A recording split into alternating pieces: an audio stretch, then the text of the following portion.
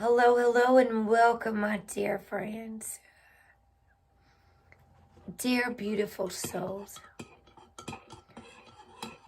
Welcome to the Self-Reflection channel, where we challenge all the beliefs with the power of doubt. What do you guys say about that? Sometimes I zone out, you guys, and then I'm late. I just go into deep thought. Namaste, Squirrel's World, a mass hope grower. Blessings to everybody. Man, I just found a little quote that said I like being alone with myself than I'm afraid to have. It just pops. Everything just pops right up at the top. That's it. If I go to check something or do something or whatever, it's like just right there. When you're on an emotional roller coaster. Oh, good. I just wrote it. I think my love with being alone stems from me knowing that if I'm alone, then no one's around to disturb me or alter any of my emotions. Everything's up to me. No one is there to misunderstand me, judge me, etc. It's peaceful. A peace I don't often feel with other humans. Hi, Directioner family. Oh, good.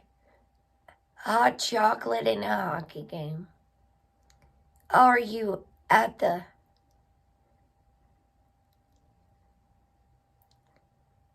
Oh, you won the hockey game. Well, hallelujah. I thought you were at the hockey game right now having hot chocolate. Oh, congratulations. That's exciting. I almost made some hot chocolate too. I did. How's school been going? Directioner family.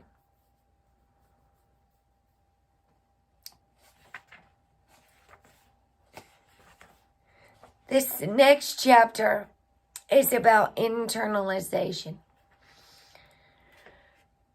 Oh, good. Yeah. Don't get too psyched up, or you won't be able to sleep. I know you're probably so excited.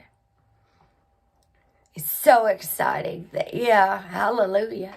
Good job. Good job. Excellent. I got me some Native American moccasin boots from all my hard work. And then I bought leather protector instead of a suede protector. So now I got to get the different kind. I must have been thinking of my cowgirl boots. I had to put leather protector on those. Oh, is Brady your brother? Brady.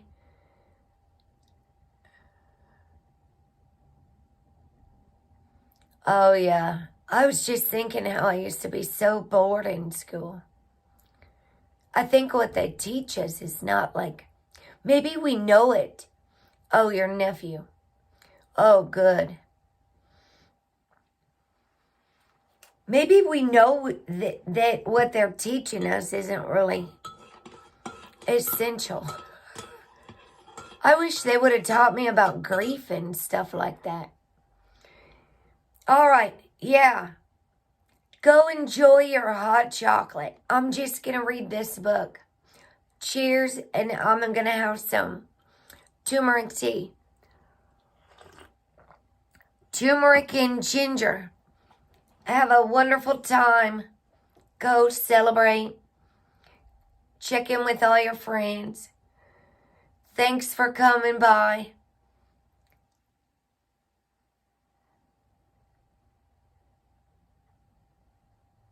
Oh, dang, man.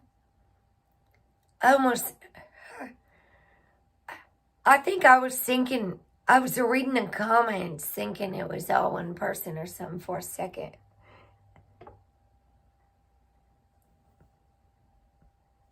Oh, I gotcha. Squirrels Worlds is the nephew. I was wondering the direction our families had a nephew. I was confused for a second. I was reading it wrong. I can't deal with that. I got a headache coming on. Oh, hi, Stock Explorer. I can't deal with that bandana right now. I can feel pressure. Do you see how the tempo change when you know there's a kid around? we just accommodate around here. At least we know. Awareness is the first step, right? Level 4, High Stock Explorer. It kind of spins my mind for a little bit. Is this off super slow mode? Yeah, we do our best. We do our best. I was even going to let anybody come in. It was on subscribers only mode. But you see how many people stick around. I'm back down to 1,000 subscribers. You see what I'm saying? I'm learning some very valuable lessons here. Very valuable lessons about content, hashtags, all that stuff. Attracting the right people. Level 4 on the 5 levels of attachment. Internalization. I internalize. I tend to. But I'm really tapped into my emotions a lot. Your heart breaks so wide open.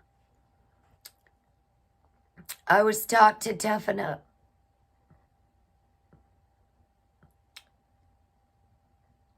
And sometimes I cry. It's natural. I'm not sorry. I'm not sorry. Crying is a natural thing. And I'm reading these devotions for parents' grief over here. I didn't read yesterday's. And it was about a wounded healer. And now the wounded healer card came out last night. And I didn't read it yesterday. And it said sometimes all we need is somebody to listen. So all of you that have been here that did care, thank you. I was bawling earlier out on the sun porch and my mom just got up and walked away. I said, thanks. Sometimes we just need somebody that cares. And I think a lot of people are feeling that way right now. All over the world. Some people are feeling really lonely. Some people are alone through all this. Level 4, internalization. This 2 years, they were taught tough love back then. They were taught to not talk about things. They were taught to, she's an Aries moon too. She's not a real sensitive, compassionate. She tries. We're learning how to hug each other more.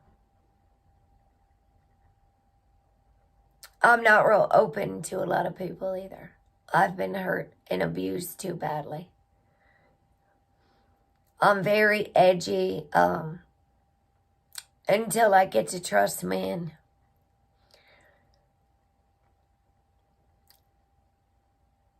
I'm very jumpy. If I have my headphones on, my mom comes.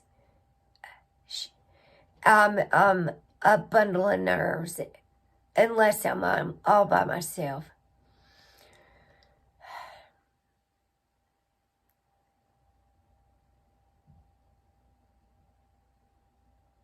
It'll get better in time. Leona Lewis wrote a song about that. It'll all get better in time. I thought I couldn't live without you. It's gonna hurt when it heals too. Level 4 for viewers. Internalization. Is knowledge controlling you, or are you controlling knowledge? My identity, in the form of my knowledge, gives me the rules and guidelines by which I live my life. The 4th level of attachment, internalization, describes a degree of attachment to knowledge where our identity becomes the model by which we accept ourselves. And then we don't need all the outside worldly acceptance, right?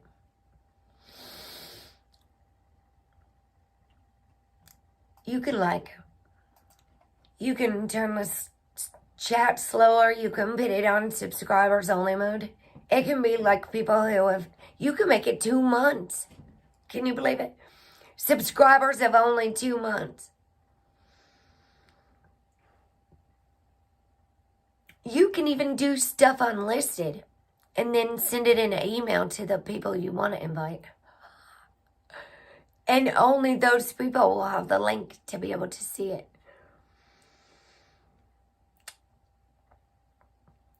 What if we accept ourselves and love ourselves, and then we don't even need all this worldly approval? Set it to unlisted.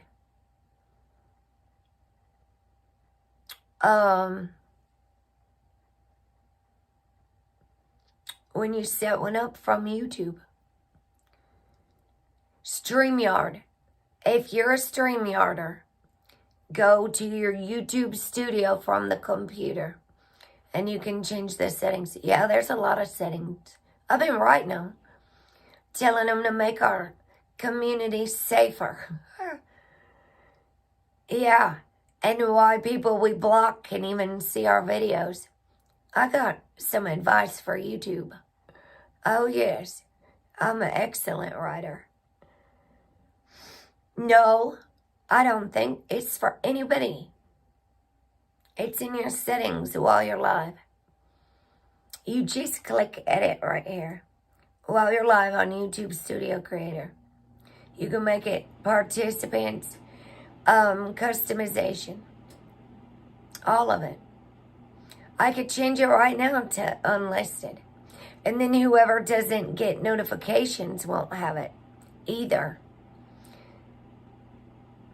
See, it will probably show up as unlisted. And you can do private ones.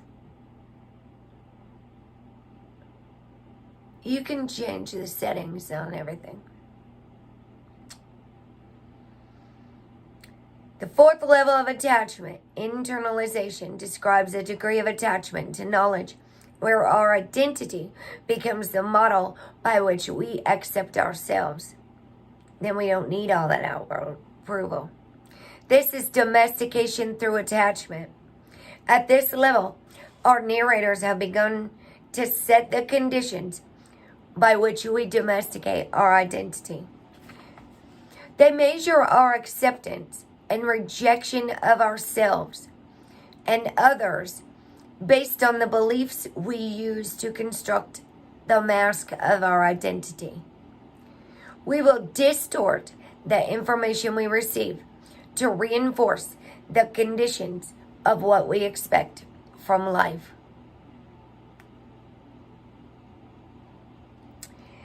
The narrators also serve our need to validate who we are in our personal dream, as well as the face we present in the dream of the planet.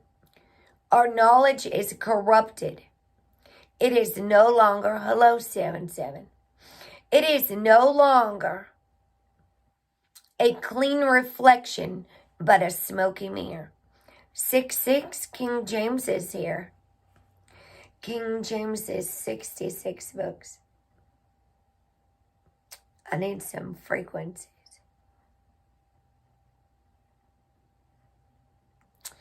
Our sense of self is the personification of our beliefs. And our will is subjugated by the need to fit in with the dream.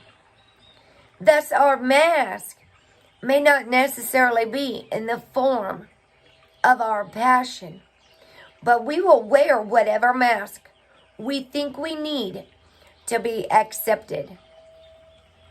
At this level of attachment, our focus is on internalizing an idealized version of our identity, and we may project a false image of self to secure our acceptance. This is the direct result of our domestication through conditional love. Acceptance is the reward of domestication, while rejection is the punishment. Although these conditions for acceptance and rejection may not be as rigid as the next level of attachment, they are learned and ingrained through the constant interaction we have with others. We all hate the fear of rejection, right? Nobody likes that.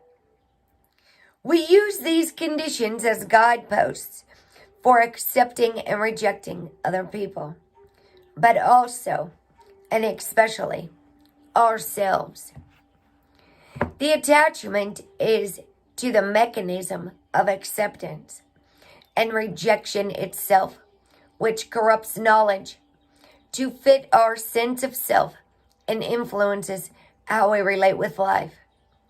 At this point, we've lost our respect for self and others, and conditional love is all we know. One day, I'd just gotten back from being in the park in Teotihuacan, Mexico, and decided to go to my hotel room to rest for a couple hours. I turned the television on to a program in which two young women were combing a beach in Mexico, looking for the best and worst fashions on the beach.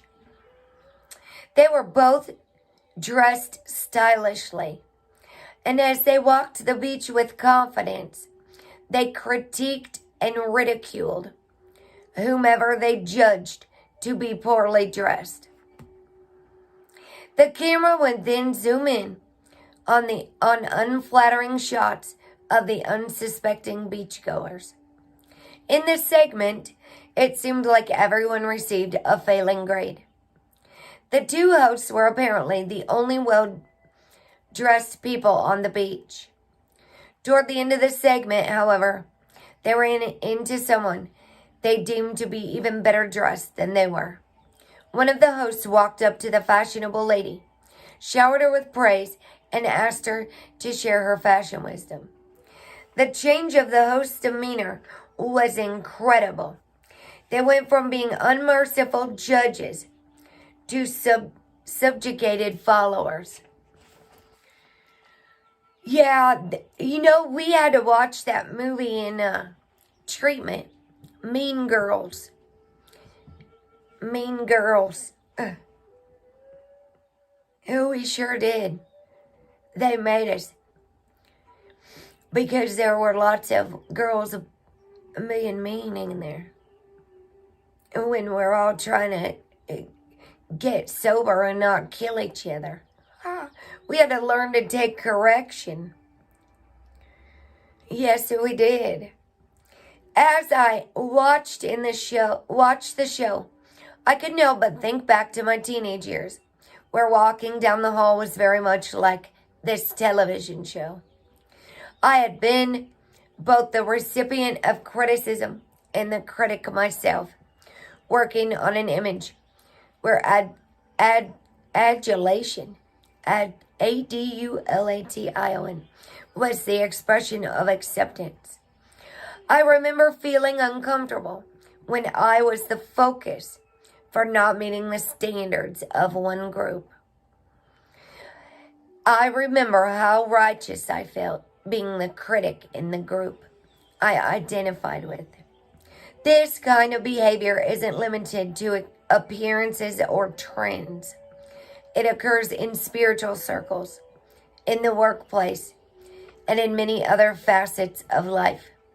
The mechanism of our conditional love, the judge and the victim, has been mastered by many individuals. I have seen some people turn the identity of a toltec into a catalyst for their own domestication by turning the agreements for pursuits of personal freedom into conditions of acceptance, even rejecting others who engage in traditions that are different from ours. So it doesn't matter what the belief is. Attachment at this level will corrupt it. To continue with our dietary example, let's say the person who calls herself a vegan now uses her identity as the catalyst for her conditional love.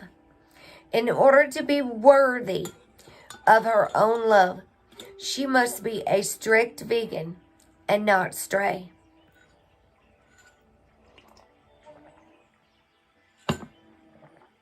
Lest she feel the wrath of her self-judgment, she surrounds herself with other vegans who will confirm the worthiness of being a vegan by accepting and judging themselves and others.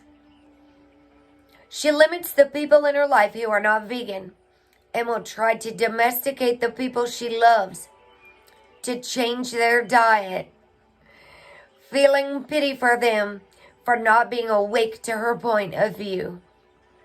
Ooh, she'll probably destroy relationships too. Thus, she is in constant conflict with points of view that do not side with her own.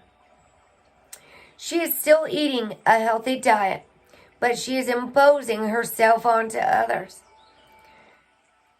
She's imposing onto herself and others the knowledge that goes with her preference of life. Yeah, and that's a tricky one, isn't it? Especially this day and age. I darn near lost a lot of people fighting over Jesus Christ. I did.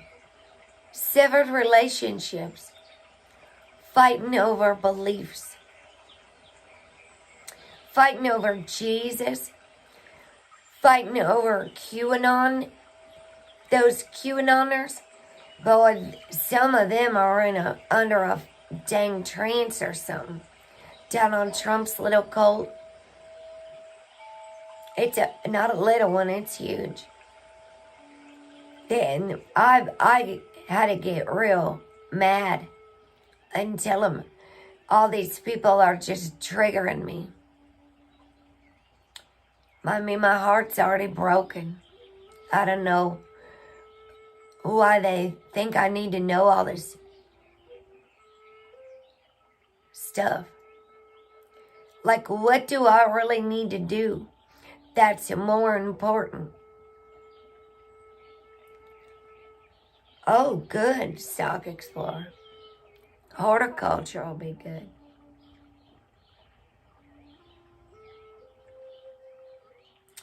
Her mask of identity still reflects a passion of her authentic self, but the smoke has created a distorted image of that truth as domestication has set in. Yeah, me too.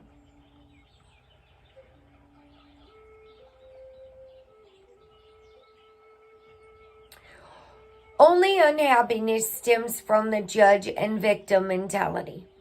To live up these conditions and be accepted, we hide who we really are. not only from others, but also from ourselves. We are completely confused, believing that the mask we have created is who we are. We create what we believe is an acceptable image for conditional love, regardless of our passion and preference in life, and project that image solely for the purpose of acceptance. The image of a luchador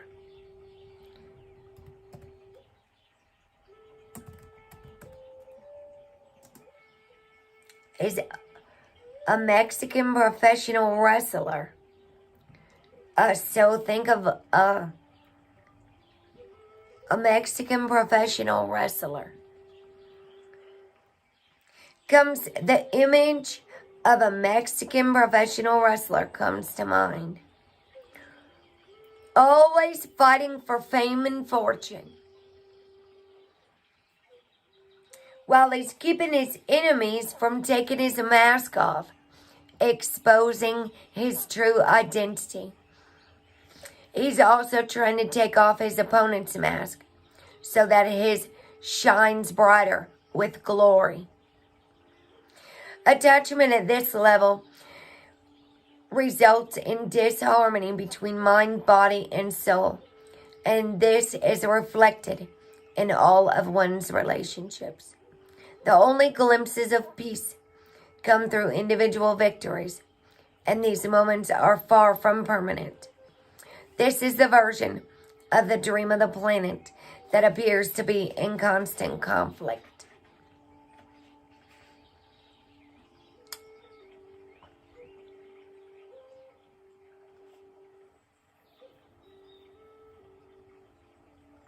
Oh, yeah.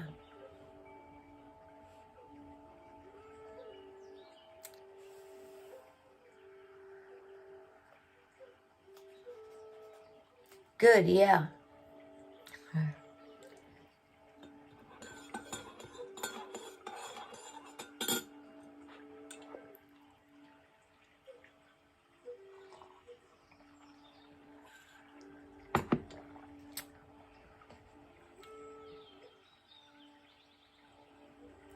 Level 5, Chapter 9.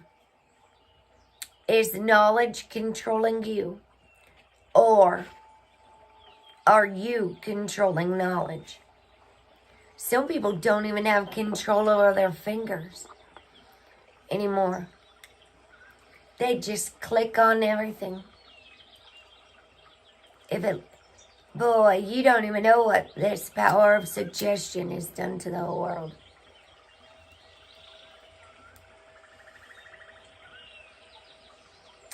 People just believe anything.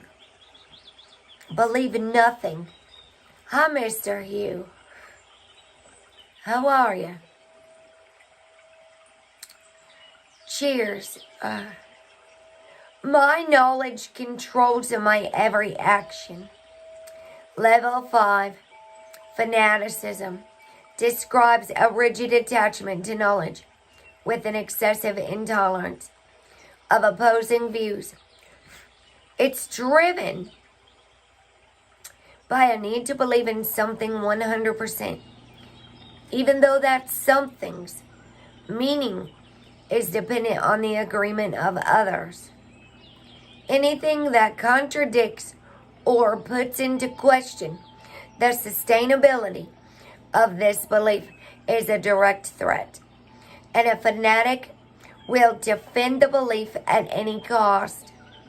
Prejudice, intolerance, and violence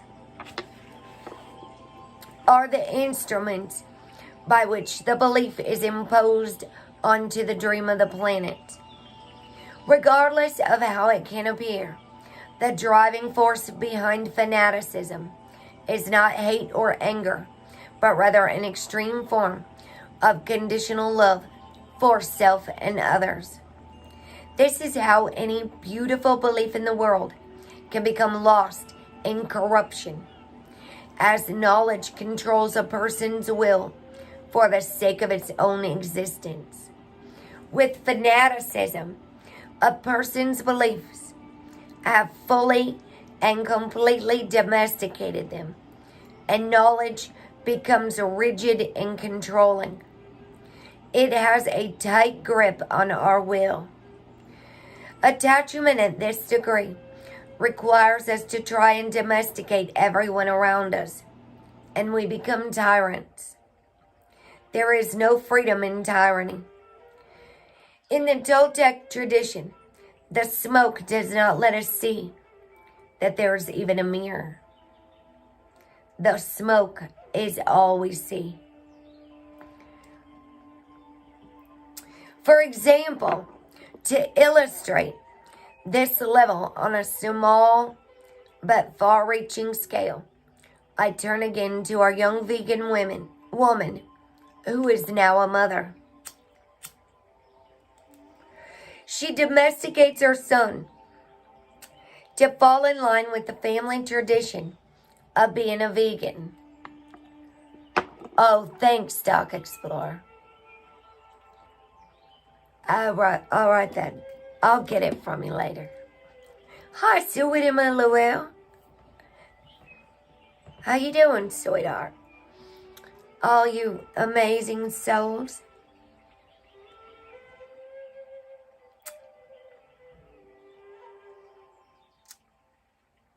There is no freedom in tyranny. In the Toltec tradition, the smoke does not let us see that there's even a mirror. The smoke is all we see. For example, to illustrate this level on a small but far-reaching scale, I turn again to our young vegan woman who's now a mother. She domesticates her son to fall in line with the family tradition of being a vegan, in an effort to give him the identity that she is convinced is the only correct one. The identity she has adopted for herself. Please keep in mind that my objective here is not to judge veganism or to make any of these examples a catalyst for debate. I only want to present a mirror. Imagine a dinner at this family's home. The young mother is making a meal in the kitchen while her husband and son sit at the dining room table. What would you like to eat? Asked the mother. Carne asada, replies the boy. We don't eat carne asada in this house, she says in a serious tone. We don't eat carne asada in this house. It's all in the tone, you know. The boy begins to protest and pleads with his father to support him. The father, who is adopted to the mother's belief system, responds by asking the son to listen to his mother. The child reiterates his plea for carne asada as his mother responds that the rest of the family only likes healthy vegan meals. We are vegans, says the mother. No, I am not a vegan, says the boy. Okay, then you're going to have to find a new place to live, says the mother. Dang harsh. Hi, David Castle. Greetings and favor to you, too. Greetings and favor and blessings to everyone. I hope everybody's doing well. I can see the tired in my own eyes. I'm going to make a list over here.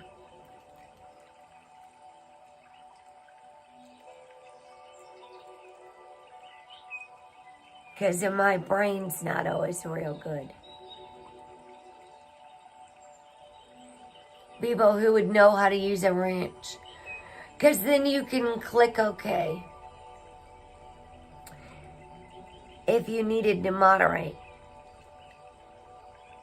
Are you able, is the question. I have it open right now, the chat. No slow mode, no nothing. I'm just reading a book. I'm not a vegan. You can imagine how this goes when parents force Jesus, and I've met some children survivors that rebelled. You know what that's like. So the thing is, you might need moderators. I took it off subscribers only, but I think people don't want to wait 11 minutes. I think if they love the content, they would wait 11 minutes. They would want to stick around.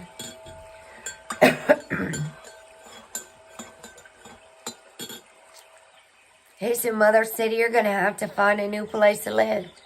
If you're not a vegan, you're not a part of this family. Talk about rejection.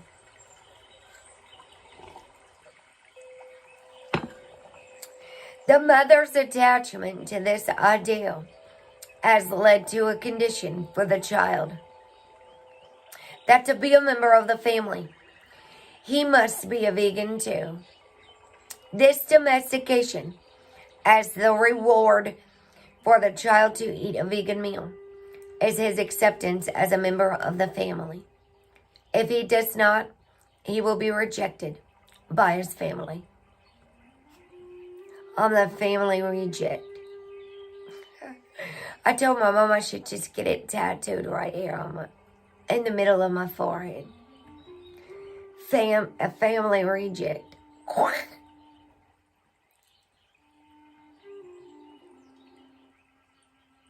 Under level 4, internalization, there is still space for the boy to say no with the possibility that the mother will not follow through with her condition. But when the attachment becomes fanatical, the result is unrelenting conflict and domestication. And any contrary response leads to absolute rejection. Imagine this situation in a family where the attachment is between a father and daughter about differing political beliefs. Ooh, I'm glad I don't care about politics.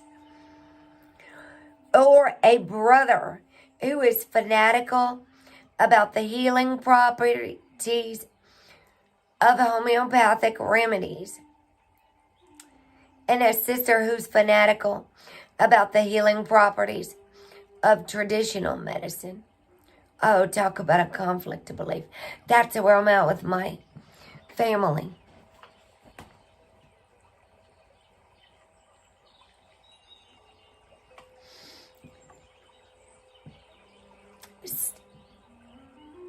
Oh. All right.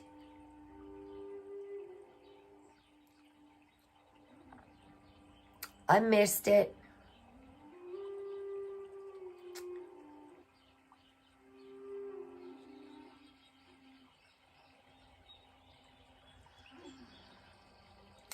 Oh, you're talking to mass.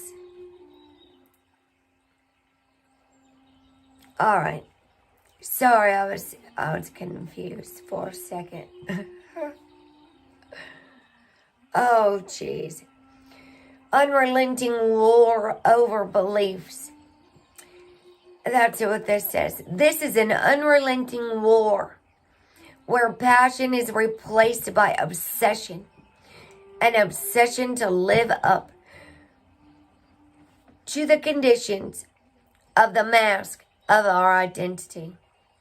And whoever wins reinforces their attachment as the righteous beacon of knowledge that will awaken everybody to their truth. This type of interaction within families is not uncommon and could also be applied to religious beliefs, social status, and so on. That's going on in this world. Ooh, like crazy. This is a case where one feels they must impose their beliefs on other members of the family. I just accept that my parents don't want my information. So I try I don't talk to them about most of it. I've just accepted that a lot of people don't. I don't try to force it upon people. I think we're all paths up the mountain lead to the same source. It doesn't even, yeah, it is almost 11:11.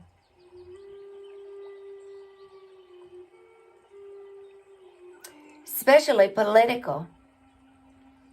Good God, political beliefs. Whew. This world's gone crazy over beliefs. And some people just really don't give a shit.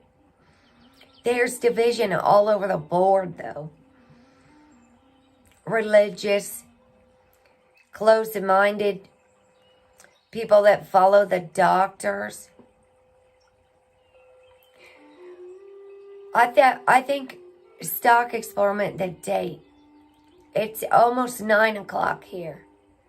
So it's probably almost 10 in Orlando.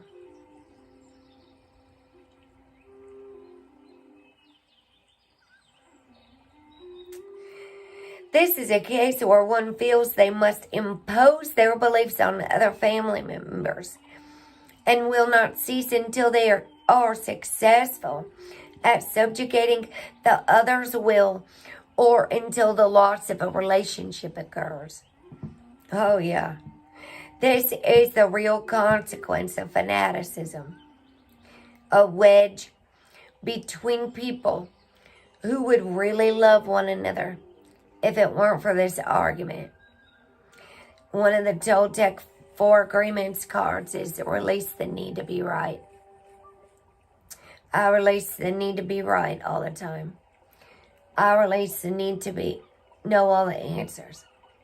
That's why when some people come in here with all these beliefs, I sometimes just say, oh, really? Unless it's some far out stuff. I'm learning to just be like, I have no idea what the hell people are searching for. God only knows what they're watching all day. Who knows? That type of stuff that I have witnessed in the past since probably 2018, especially since Jeffrey Epstein died. People are unbelievably searching for all kinds of crazy stuff. I thought you meant the calendar. I thought you did. But it just was 11:11 in Squirrel's World. She's on a special time zone. Squirrel's Island.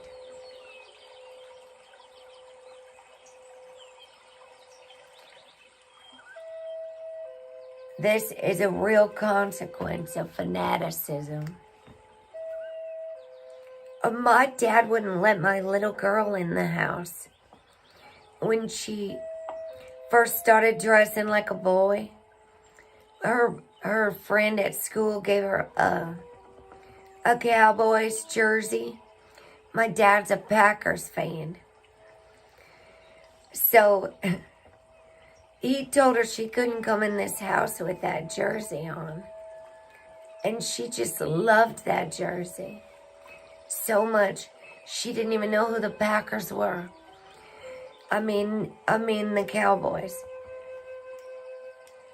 Yeah, enjoy the little things. No argue, no all that stuff. He takes it seriously. And so he bought her a Packers jersey. Newfoundland and Labrador. I'll show you that little picture.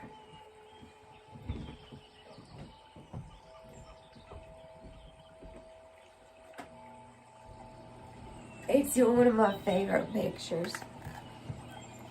Right there.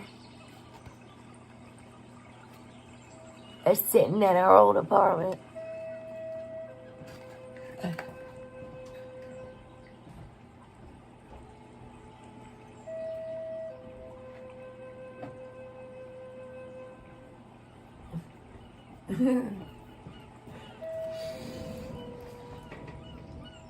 Yeah, it must be. It must be nice. Nice and peaceful, I bet. I've seen people become fanatical about the toltec tradition as well, where the concepts and lessons of personal freedom and the agreements and teachings aren't as important as the need to impose the philosophy on themselves and others as the only truth. There isn't an only truth. I only want to be around people who are enlightened by the toltec philosophy, is a comment I have heard on occasion. I have also heard criticism for not being toltec enough. It doesn't matter what the belief system is. If someone is fanatical, they have let their happiness and acceptance of others be dependent on adherence to that belief system. This form of unrelenting conflict can take a person to the point where an idea or belief is more important than their own life, let alone the lives of others. Yep. Stories of honor killings throughout the world, regardless of religion or social status, embody an extreme form of conditional love within a family. From a point of view where a person's behavior is forced upon them under conditions of life or death, death in the name of love, when it is possible to be so attached to a way of life that the lives of our own family members are considered less important than upholding family values, then imagine what the extreme form of this level of attachment is capable of when it comes to perfect strangers. Oh, dang. Hello, Michelle. Glad you're here. Glad you're here.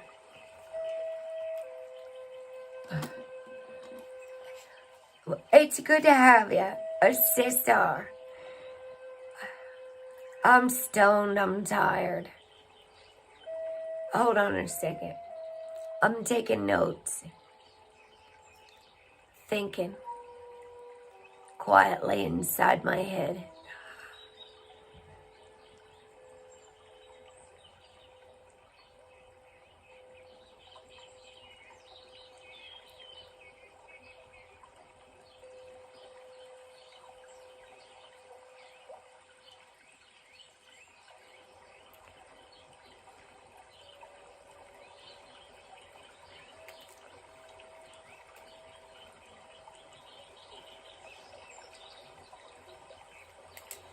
Love you too, angel.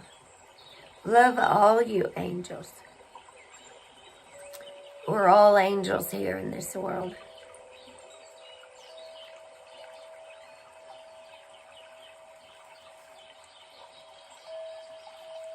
Man, this is going to get intense for a second, I'll tell you. The most obvious examples of fanaticism can be found in news reports that describe killings in the name of some cause, the rise in LGBT murders, the suicide rates. You too, Stock Explorer. Get you some good rest. Killings in the name of some cause, belief, or way of life, where one's love for their fellow man is entirely conditional upon the other's willingness to do or be exactly what is expected and acceptable within that belief system.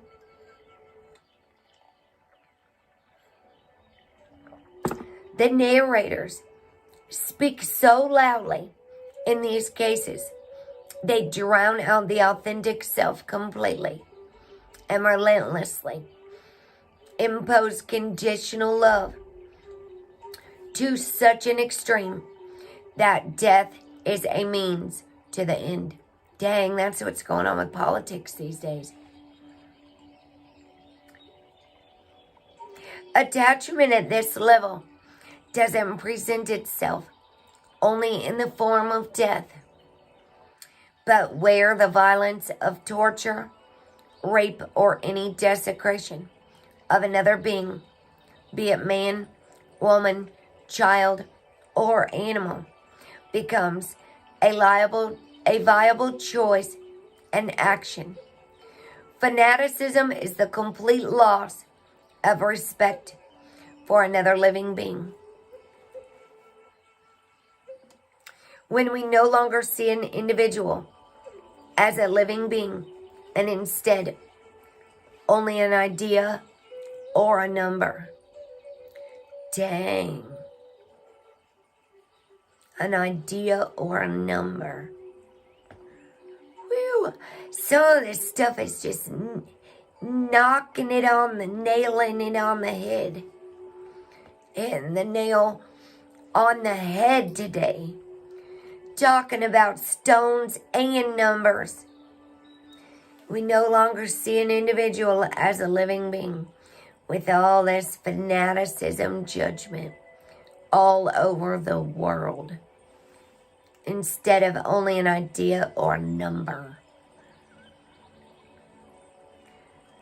Unfortunately, there are many stories that illustrate this in the news and sensationalist media, but know that the individuals who take such actions also suffer from a form of illusion in which they believe they are justified in taking such actions. Fanatics also impose unrealistic standards on themselves, trying to fit a mold at the risk of their own life.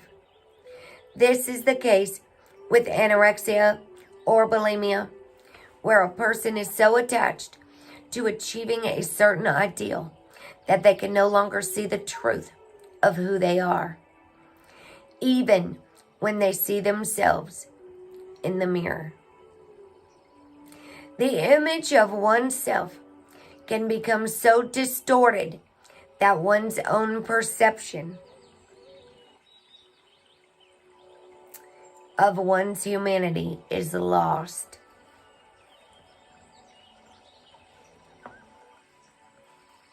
So attached to achieving a certain ideal of perfection, they no longer see the truth of who they are, even when they see themselves in the mirror. There is no awareness that a line has been crossed. Only an illusion remains. Death comes without the awareness of having decided to take one's own life. These extreme examples of fanaticism are probably not something you, the reader, are experiencing in your own life. But an attachment at this level has other manifestations that are not so easily recognized. Loved ones can do their best to try to wake someone from this illusion. But as with anything, the individual must have an authentic desire to change their mind. But that doesn't mean the loved ones should stop trying. A will or desire to live is the catalyst for that change of mind. Once that desire is found and respect for one's humanity is regained, an individual can begin to move down the levels of attachment. At this point, the illusion can begin to fade. This is true for both the aggressor and the victim. We cannot give what we don't have. Letting go of this attachment starts by respecting our own life.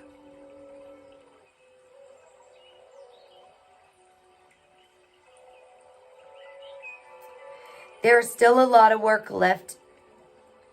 Still a lot of work to be done to let go of the illusion, the corrupted version of knowledge that no longer reflects life, but what our attachment wants to see. As we find that grounding desire, we begin to see a sliver of truth that acts as a foundation for our transformation. Although we still work to let go of the illusion, we have found a moment of clarity. A truth in the form of life was chosen. 911.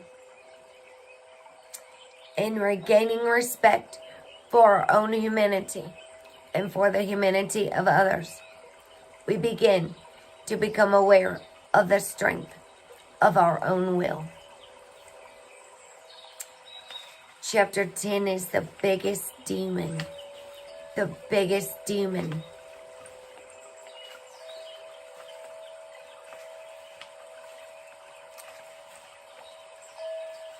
This is a longer chapter.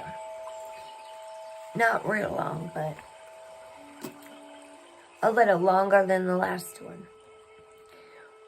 My father has always pushed me to question my knowledge, challenge my attachments, and discover new ways of understanding. And so during my training, he would often present me with puzzles. One day he said, "Miguel, do you know what the biggest demon in the world is?" I thought for a moment and shook my head no.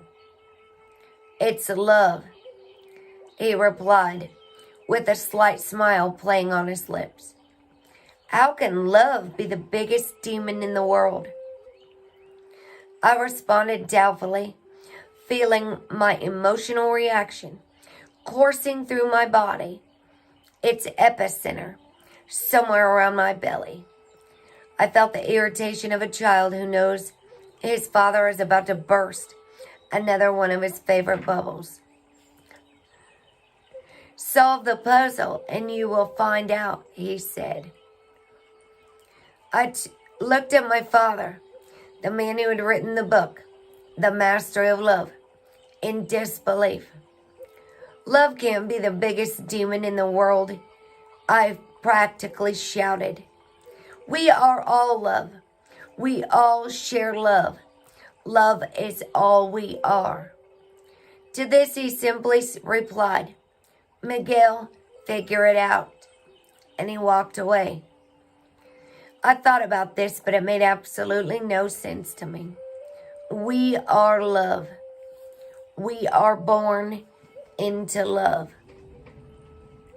How could he even say that love is a demon and allegedly the biggest demon of all? And if I am love, how can I be the biggest demon in the world? I gotta get some water.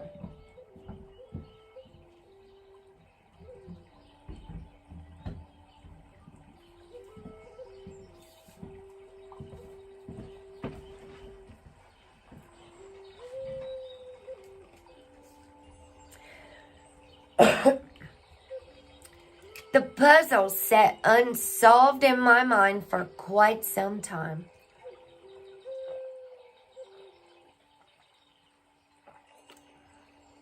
Then came my moment of clarity.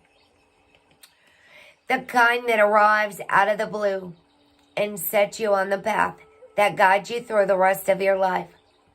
It arrived while I was watching the San Diego Chargers play against the Oakland Raiders, two football teams that share a big rivalry.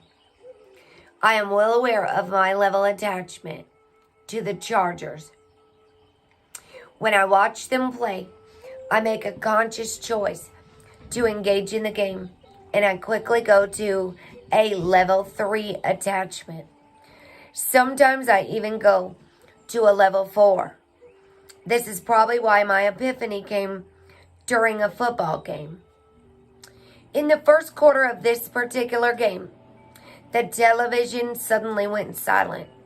Something was wrong with the television or the transmission, and the game had no sound at all. I couldn't hear what was going on. Sensing an opportunity, I decided to assign myself an exercise. I challenged myself to watch the game as if I had never watched football before. My goal was to unlearn or let go of what I knew about football and simply enjoy the scene in front of me. I wanted to detach from all my preconceptions. Well, I'll tell you what. In prison, they only had a antenna, okay, for the television. I never owned a television in prison. All 3 times. I was a book reader. I like to read books. Spiritual books. Usually. Or good novels with a moral or something. When the Cowboys were playing, my roommate would go fucking ballistic if the channel was going in and out during the game. And you ought to seen her taping this antenna, moving it all over. I'd have to leave the room. She'd be in there cussing up a storm. That's how attached she was to the Cowboys playing. And I would just say, oh my gosh. People's level of attachment to certain things, it can be mind-blowing. It took me quite a while to stop describing to myself what was happening on the field and just watch the game unfold. When you just watch humans unfold. I saw 2 teams in battle and began to understand their plays and actions from a fresh perspective. Ooh, that's like watching the Patriots and the Democrats. Just all the people. I begin to see each action as if it were the truth unfolding. My mind went silent, and I simply watched. A deeper connection formed between me and what was happening on the field at that moment. I was enthused by the play of both teams. Somewhere around the halftime, the sound returned. And lo and behold, now there were 2 voices describing what was happening, narrating every moment. The narrators were telling me where to place my focus, and I could feel my attention being steered until I was no longer watching the game unfold as I had before, but instead was listening to what I was being told. The narrators informed me when to cheer and not to cheer. Ooh, part of the domestication and programming. They explained why the ball was thrown. Hi, sister, sending you love and blessings. I'm just reading a book right now. Love you so much. Michelle's the only one with a wrench here right now. I think I'm nearly tired. Mahakita, sister. Love to you too. What time is it there? It's already 11:11. It's what, 10:20 a.m. in Taiwan? Mega love shout out to you too. It's 9:20 p.m. here. I've been crying a lot today, and I'm tired. Oh, goodness. We're talking about people's attachments to beliefs, to a football game particularly. They explained why the ball was thrown, why a touchdown was possible, and why the defense was doing so well.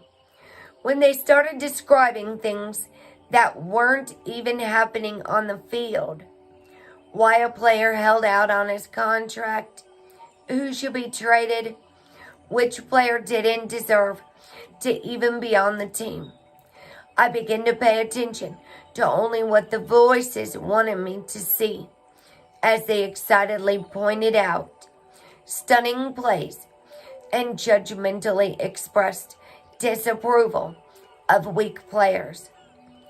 When the game ended, I could only recall what those sportscasters wanted me to remember. Only glimpses of truth, a touchdown, a great tackle, or an amazing pass shone through all that narration.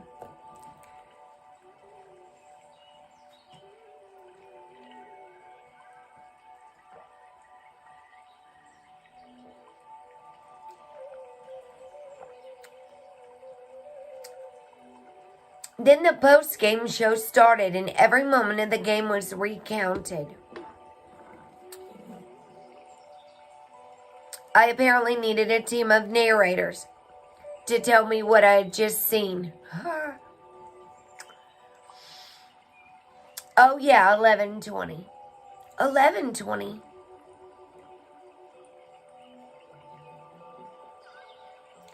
You don't set your clocks back. Now you're 14 hours ahead of me?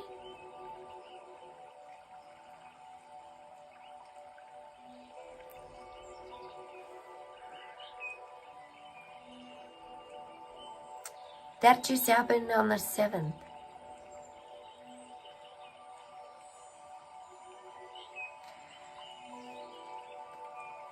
Time is so weird.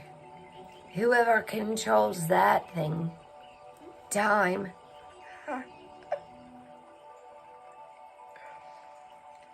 Oh my gosh. This world is so funny. It's so funny this world is. By time and money and symbols and letters and numbers.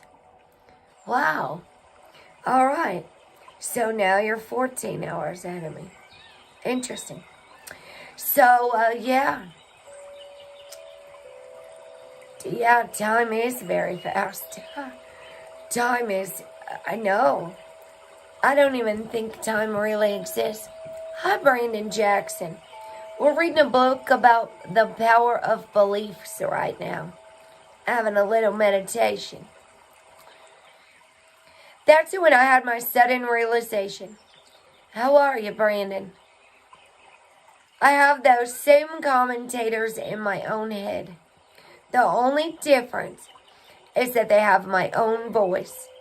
Just like taking a sip of wine and thinking about the region and varietal of the grapes instead of enjoying the experiences. Instead of enjoying the experience, I let the narrators talk about whatever catches my attention. And it's usually something I'm already attached to. This pulls me away from my experience of the present moment. The way a rubber band stretched too far snaps backwards. The narrators are the voices of the filter of what we know. The thoughts and beliefs that construct our belief system. This is what my father referred to as the voice of knowledge. I simply call them the narrators. In the Toltec tradition, there is a symbol we use to describe all the chatter in our minds. I'm doing all right. Do you guys have a lot of mental conflict? Sometimes is your brain just won't shut up? Does your brain just talk a lot? All this chatter inside of our head, which means 1,000 voices all talking at the same time. That's how I feel with a lot of panels and all these beliefs all over the world. These voices and the human voices are all trying to catch your attention. And the ones that speak the loudest are usually the ones that manifest in the form of attachment. This is where obsessive compulsive thinking can become habits. Some narrators may speak from distortion, while others may speak from truth.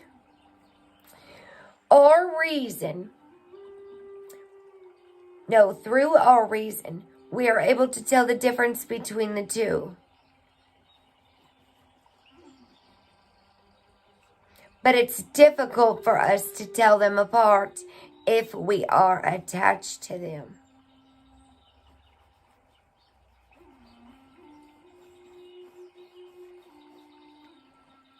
Depending on which narrators we are attracted to, we will perceive the world through their narration, thus creating our world in their image. Of course, I'd always understood this on an intellectual level, but through this experience, I finally understood it on a much deeper, intuitive level. These narrators are the personification of our attachments to things, ideas, and beliefs. They can keep us rooted to past experiences as we try to make sense of the present. We have a predilection for fitting new experiences neatly into our preconceptions of life. These voices also keep us focused on some idealistic goal for ourselves, something to attain in the future, or something we might even convince ourselves we will never attain, but think we still strive for. Turning our attention back to love, our narrators also play a major role in our relationships. In my own case, when I was younger, I fell in love with a beautiful young lady. But after some time of just enjoying our love for each other, we grew comfortable and fell into a routine. At this point, we began to find some faults with the relationship and started to argue over what should be in order for our relationship to meet our expectations. Other than what she told me, I had no idea what was really going on in her mind. However, I knew what was going on in mine. My narrators were commentating. To be the perfect girlfriend, she should be like this. ... Our love is supposed to be this way. Blank. She does this to control me. How can I make her happy? I should do this. All the things my narrators told me were based on my attachment to what I believed a relationship should be in order to continue loving each other.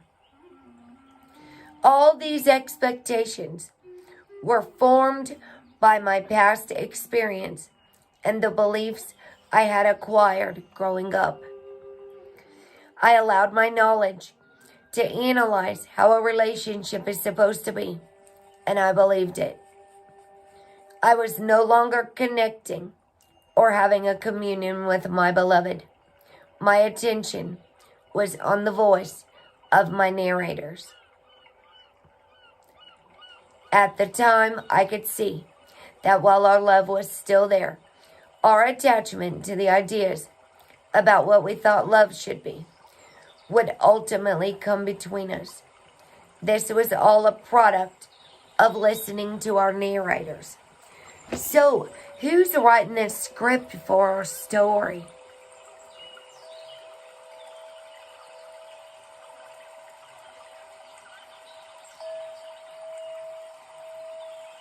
In our own mind. And what we're clicking on. What time is it over there, Brandon? Like 2:30 in the morning? Or 3?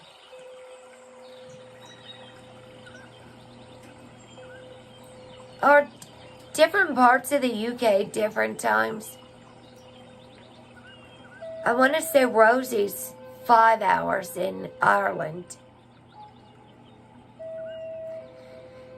And so, through this football game insight and the reflection of my relationship, I finally understood what my father meant when he said that love is the biggest demon. Instead of simply experiencing love, being love, narrators explain how love should feel, what makes us worthy of love, who should love us, and how they should express it. What we need to do or achieve to love ourselves, and what others need to do in order to receive our love in return. We begin to believe the narrator's analysis of what love should be and become attached to that belief. We begin to impose it on ourselves and others, thus creating a distorted reflection of love.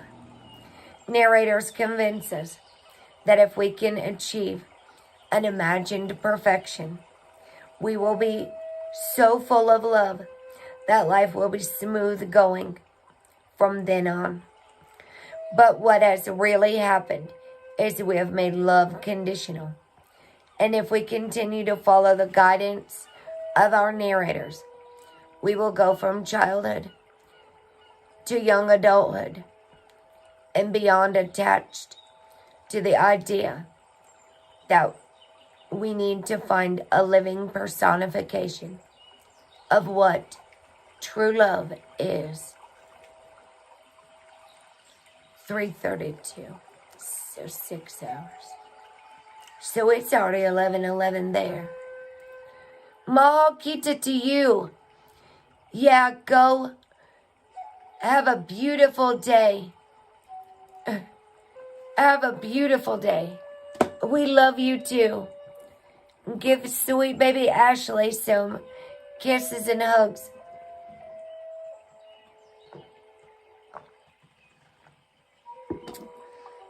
And have a wonderful day.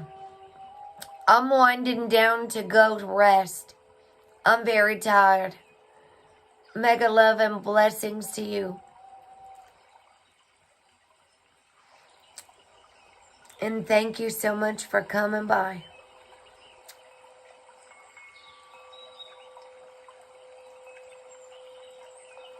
In order to be in love, we must have someone to love.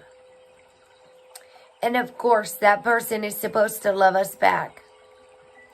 We get really hung up on this part, forming our idea of love through positive and negative reinforcement, much the way we do as children, always seeking our parents' approval, yearning for their acceptance, and shrinking from their disapproval.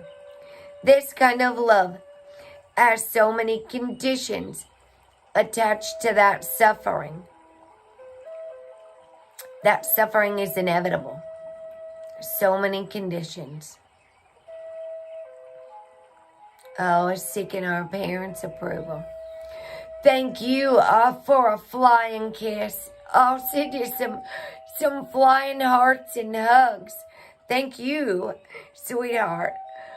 Blessings to Taiwan from America. Sending mega love. Her little daughter Ashley gives the best kissy faces. A little sweetheart.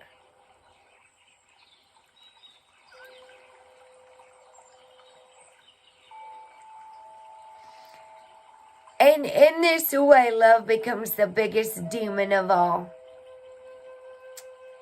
Our distortions turn the angel of unconditional love into the demon, a symbol of the distortion of the truth, exaggerating our fears and distorting our points of view even more, creating a personal hell for ourselves.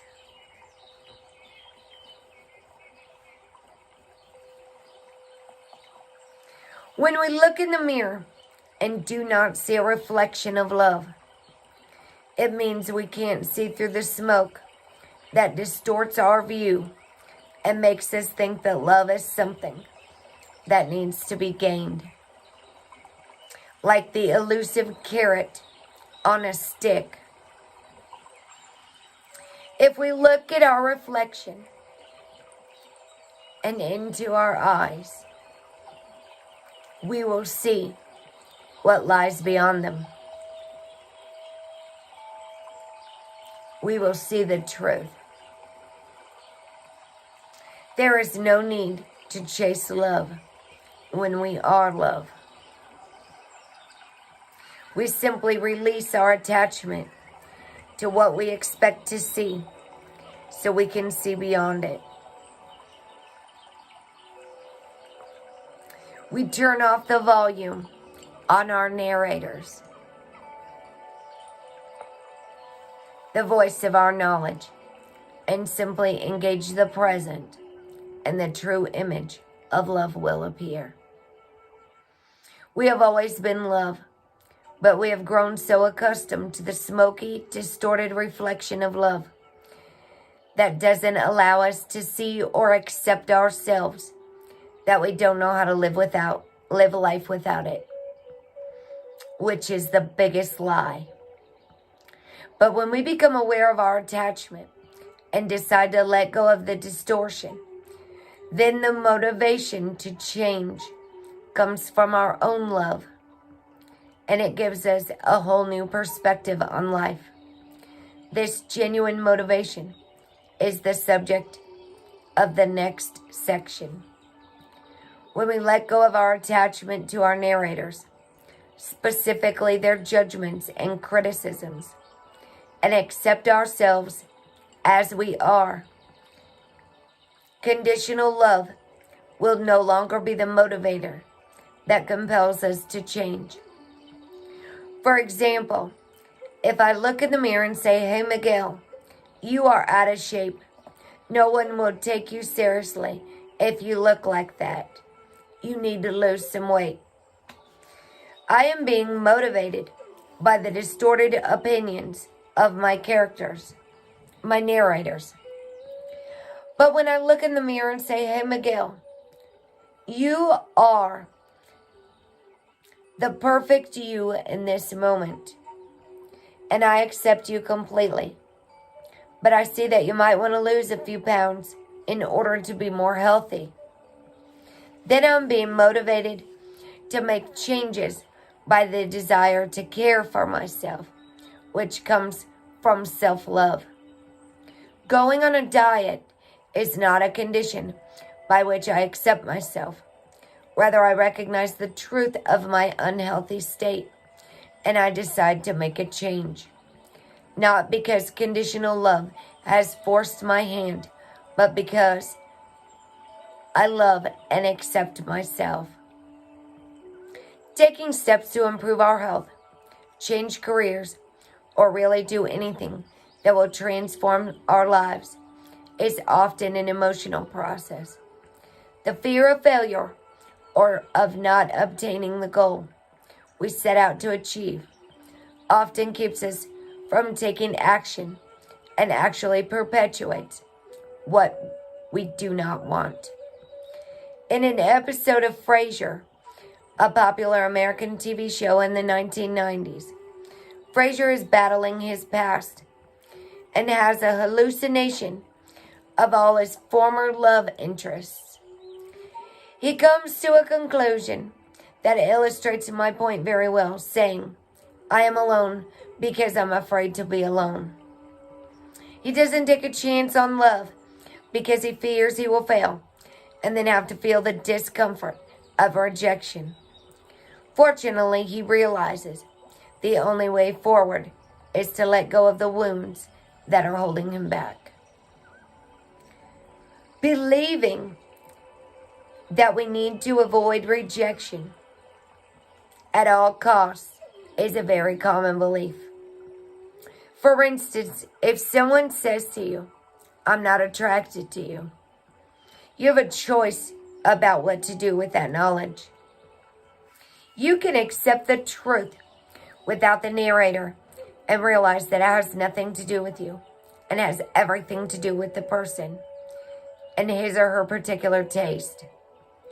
The news is still hard to hear, but it's simple, and it ends there.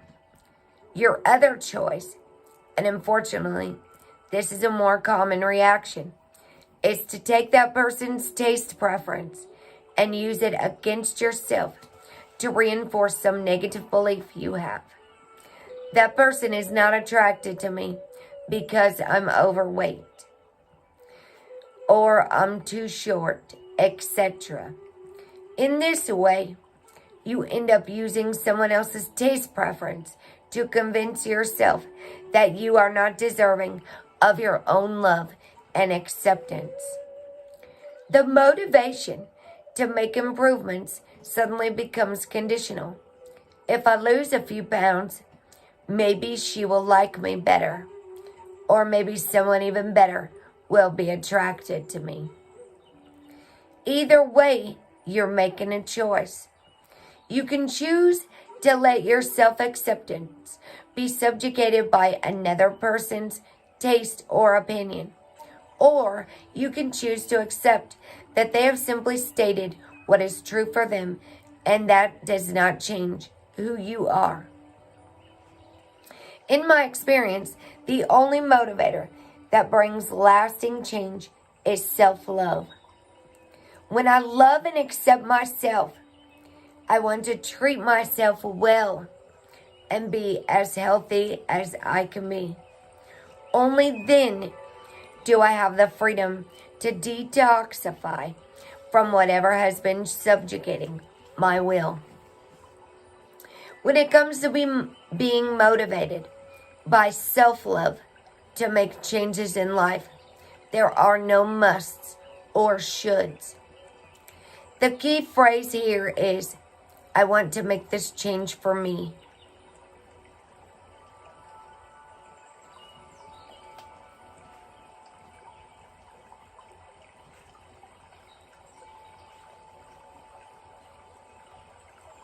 Some people don't like it when you do what's best for you.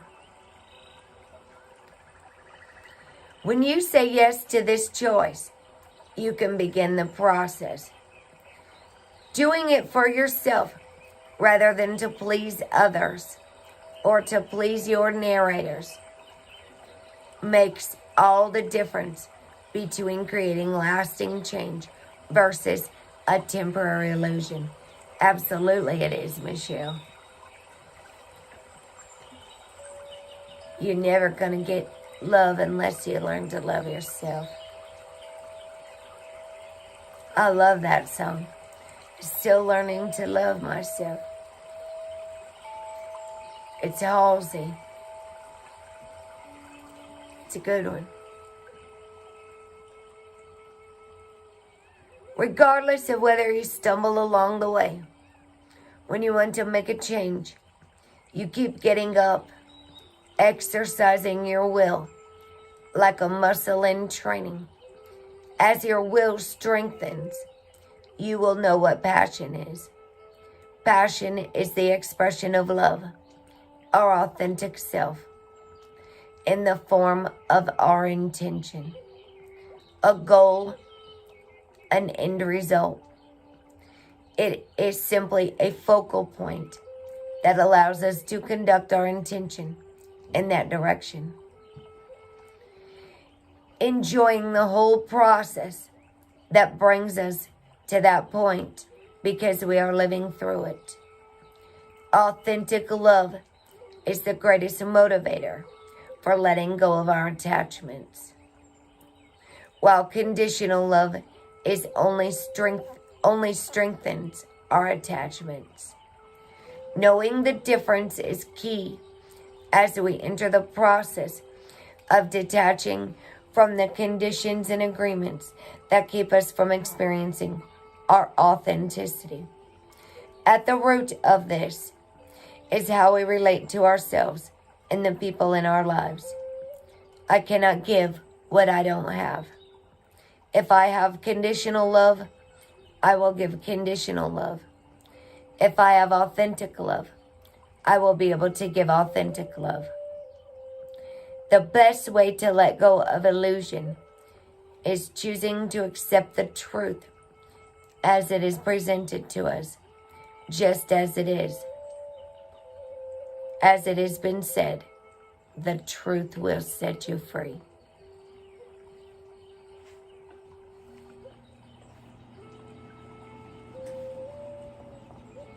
If we don't love ourselves, we cannot possibly give authentic love to another.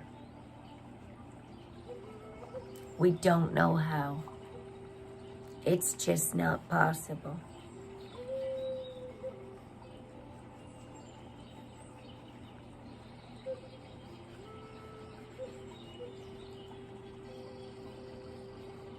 That is, a lot of his father's wisdom comes through him. This is Don Miguel Ruiz Jr., his son. There's a self-mastery and a forgiveness one also.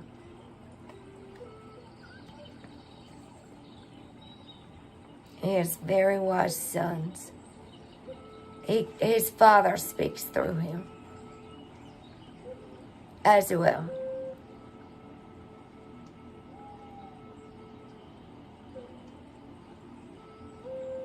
Truth will set you free.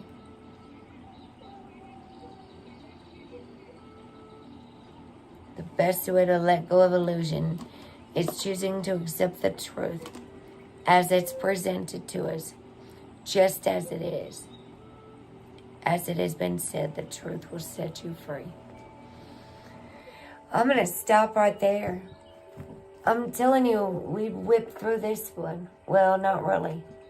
We had some in-between days.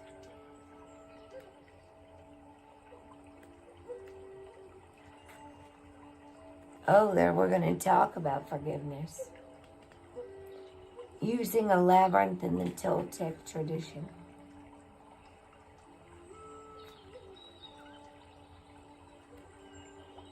In the labyrinth,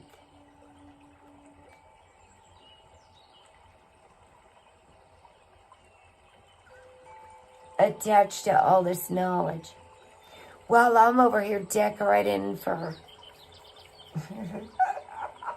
I'm still Halloweened out in sugar skulls. There's houses down the road that are decorated all for Christmas.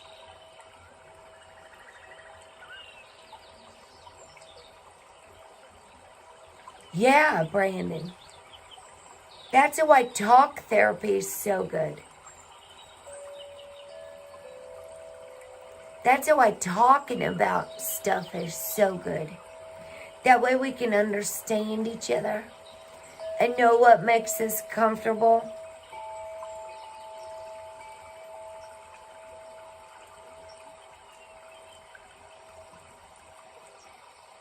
Absolutely.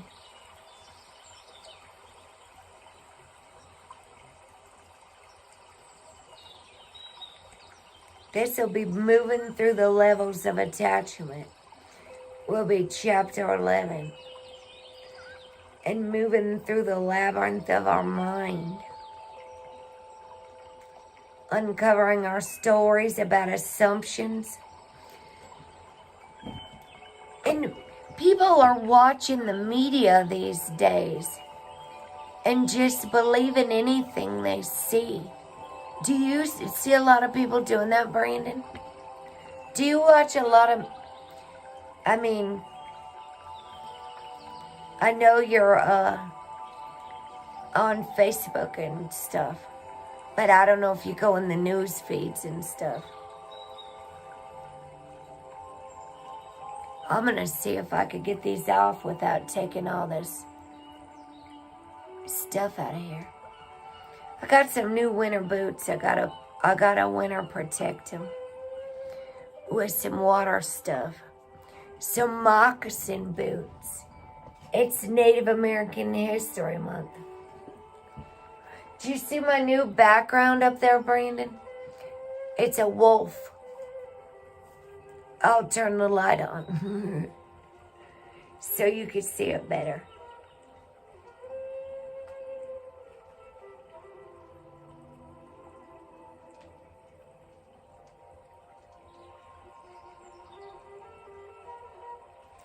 I think I need to go to the park and spend some time in nature, in the quiet peace of peace. In the quiet, like I need to go on a hike, a walk.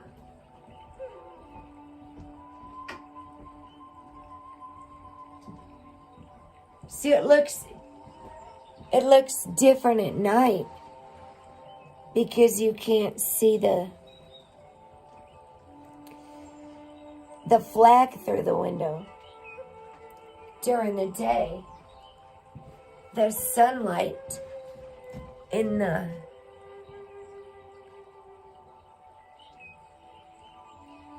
eyes are two different colors. The full moon's down too low because of the curtain rod. And that's probably what makes it hard to sleep, Brandon. Do you find when you lay down that your mind starts thinking about all kinds of stuff? Is that what makes it hard to sleep, Brandon? Man, I don't think this is going to work. Taking this off of here. It's just going to be too tight.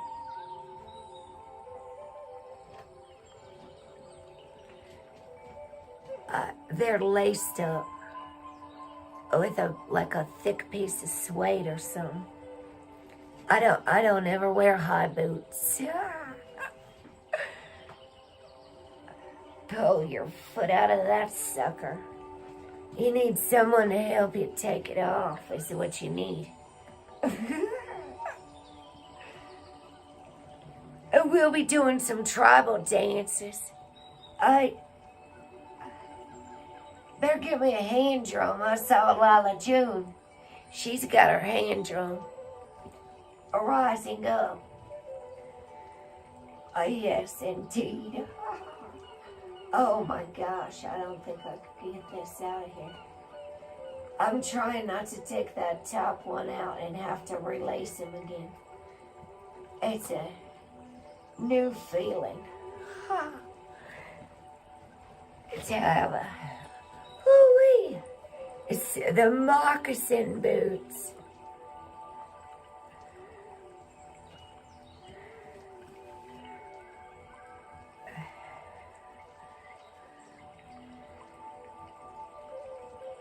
Tribal dancers. I wish they had the Thunderbirds on them.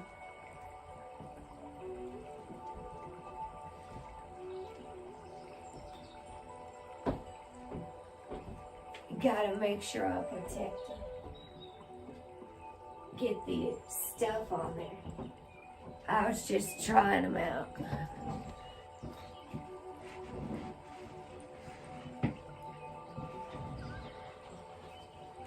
Oh, wow. Maybe you need to restart your computer. Just shut it down, Brandon. Hey, and guess what? If you looked at my community page, do you know who Wages World is? He talks about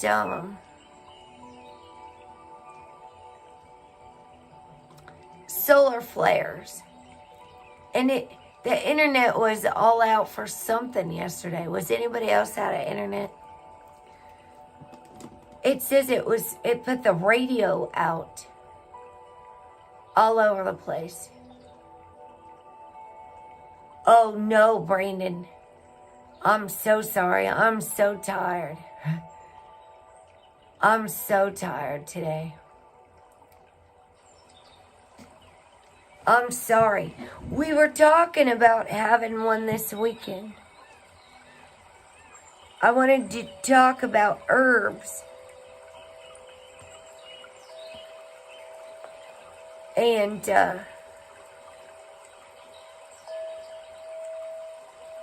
let me know if you want to do something this weekend. Or if you're planning on doing one. I can't do one tonight. I wish I could. I don't know how some people don't sleep so much. Maybe I'm getting old. Maybe I'm just tired. I'm not old. Maybe I'm just tired.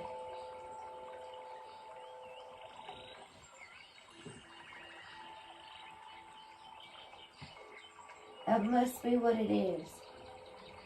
I'm not old. I'm emotionally spent. That's what it is.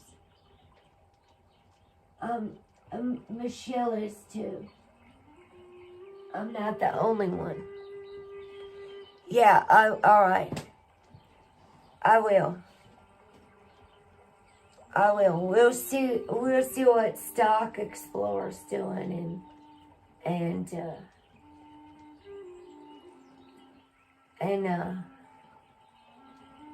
I can maybe stop by. I get a lot of anxiety on other StreamYards too, when there's a lot of stuff going on. Do you have a particular subject you want to talk about? So I can be ready?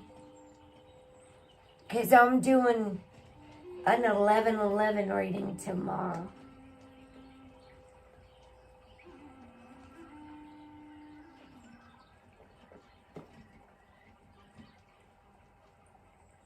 This is going to be real tricky.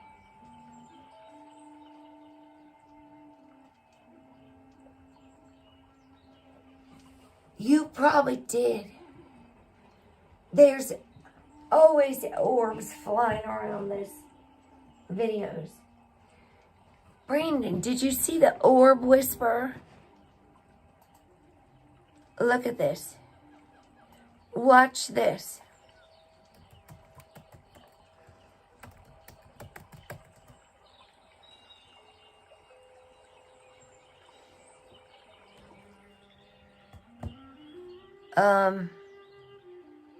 Here it is. I'll give you something to watch tonight. After I go. Because I am going to go here in a second. There's a whole bunch of videos. I haven't watched a whole bunch. I was watching this one very closely. The Orb Whisperer. The sweet lady Jane gave me that video. She's in the UK.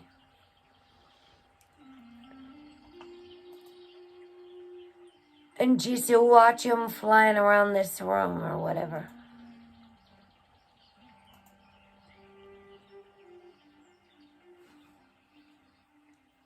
Orbs love bubbles.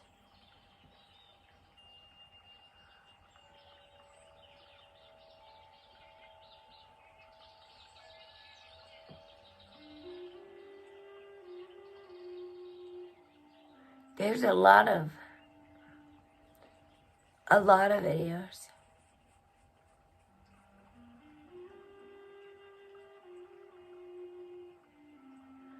There could be a lot to learn about these.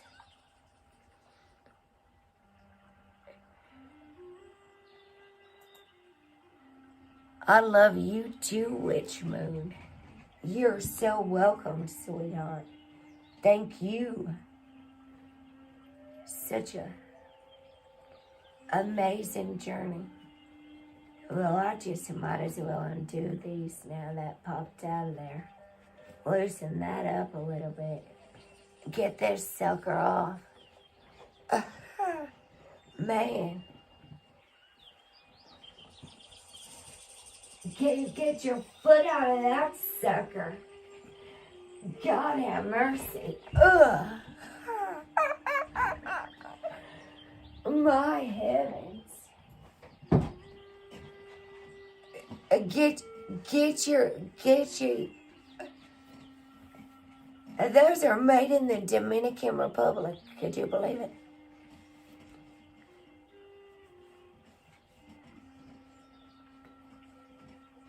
I don't know. I just learned about those, Brandon. What I do is I ask my child to show me things. And I get guided to places, people, information.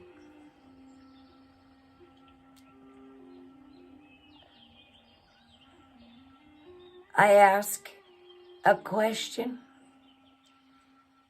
and a song plays with an answer.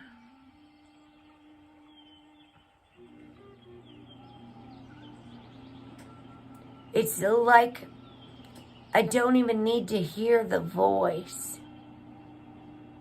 if I just tune in. Did you just see that?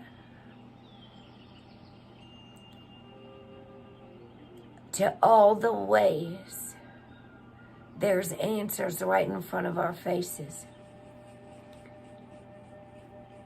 It would be your ancestors as well. Spirit guides. Your spirit guides. Angels, spirits.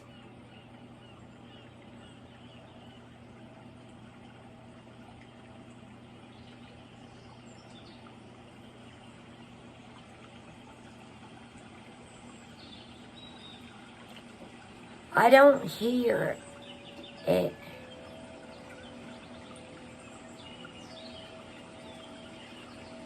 The fabric ghost. There's a heater right here.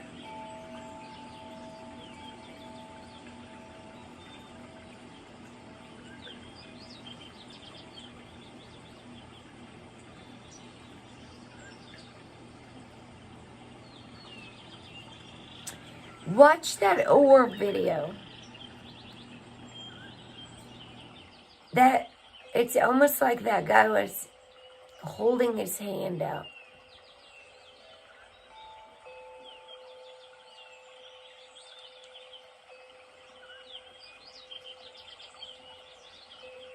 I think we just gotta step away from the devices to really connect with.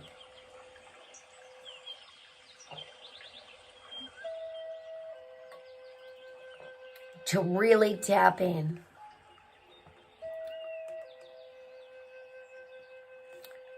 To the spirit world.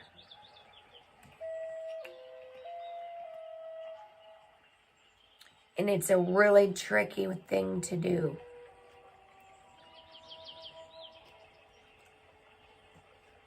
The past several mornings I haven't watched any video chats or anything, just music and Native American stuff, and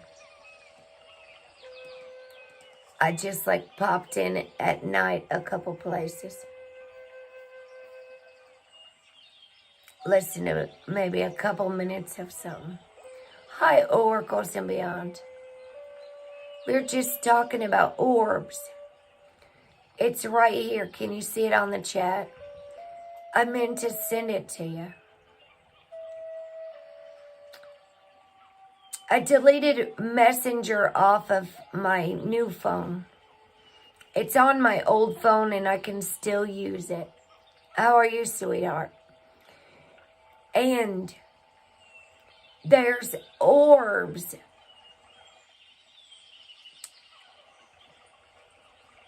And that I'm watching it very closely because there's a lot of videos on that channel. And I'm like amazed about it. I was getting ready to end. I'm very tired. I've been crying today. I'm just, some days are okay and some are, sweet emotions. Those sweet emotions when we really love someone, I got a parents' grief book, Grieving Parents, and the book, The Unspeakable Loss. So I'm digesting and processing some more stuff. I had to remember that I was a meditation channel and slow the chat and stuff down for a little bit. Just while I'm healing shock and brain trauma and stuff. I have no doubt in my mind that my anxiety and everything will get better in time. Big hugs to you too. Thank you. Big hugs to all of you. I love you all so much. I see everybody decorating for Christmas. And Cassie, I got the wolf here. Because it's Native American Heritage Month for the first time ever. Christopher Columbus lost his day. I'm excited at the same time. Oh, I'm doing oracles tomorrow. Let me see what time that's scheduled. I wanted to read some Native American poetry too.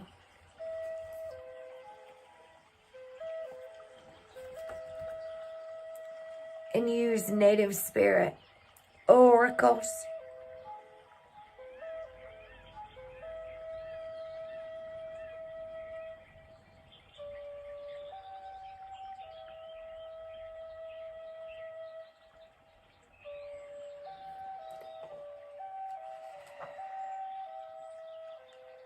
The things we taught our daughters. This is all about, it's Native American, the voices of Native American women. I've been listening to a lot of Lila June, trying to connect with my shamanism.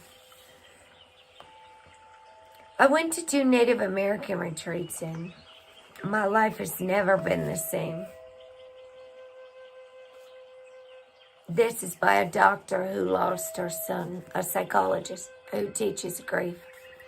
And she lost her shit after her son died. And I'm learning how sitting alone and processing my grief. I'm seeing what happens when you don't process it. And when you... So, yeah. When I was in the library one day, I saw this. There was a whole section on women's voices for native all over the world. Blankets of shame. I've read some of it in the past before. I've shared some Lila June Johnson. I'm really learning some of the Native American languages. But I have to listen to it to learn it. The same way when we listen to anything, it's easier to hear someone that speaks Spanish say a word.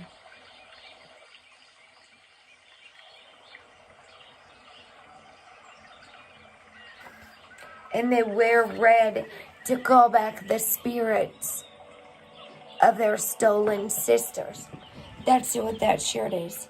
No more stolen sisters. I am too, Brandon. I am too.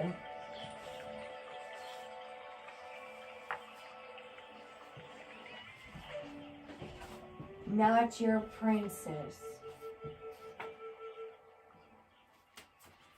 So, that's on the list of things to do. I don't know what time. Have sweet dreams, Brandon. Thank you for being here. Sweetest dreams with the angels. I don't know what time this is scheduled. I better check.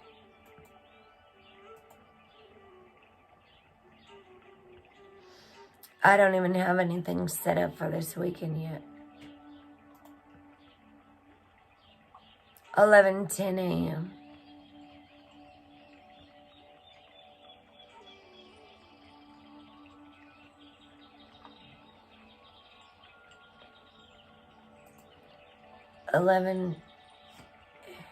And since I study 13 sign astrology, in my mind, the sun is in Libra right now, which matches Vedic astrology, Eastern world astrology. So I'm sitting in a really funny spot on the belief system trying to teach about beliefs. In the Western world, trying to teach a lot of Eastern stuff. Well, hello, Rosie. What are you doing up at this hour? Here's my sweet pal. Up with insomnia. Goodness sakes. Well, you can rewind this. You can rewind it because I'm going to bed. I'm tired. I'm okay, but I've been crying today. I'm a mess. I got a book called The Unspeakable Loss, Rosie. And it's from a doctor, mother, a psychologist that teaches grief. This book will help you heal your broken heart by speaking about your child and continuing the bond, relationship, and love that transcend time and space and live on forever. Nisha will not only help guide you to survive your loss, but show you that you can heal and move forward without moving on. Oh yeah, 4:13. It's real late over there. Rosie's in Dublin. It's 10:14. Brandon's supposed to be going to sleep too. He's awake over in the UK. Brandon is. And the importance of processing grief. Unresolved grief. And I got a Grief for Parents book.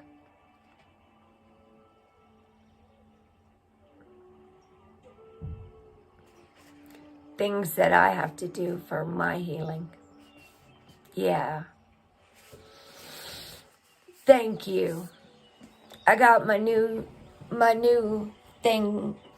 shirt, No More Stolen Sisters. and my moccasins. So, I'm going to go, you guys. I love you so much. And I send you many blessings and peace and sweetest dreams to everybody. Today's saying was, minds are like parachutes. They only function when open. Kind of like a heart.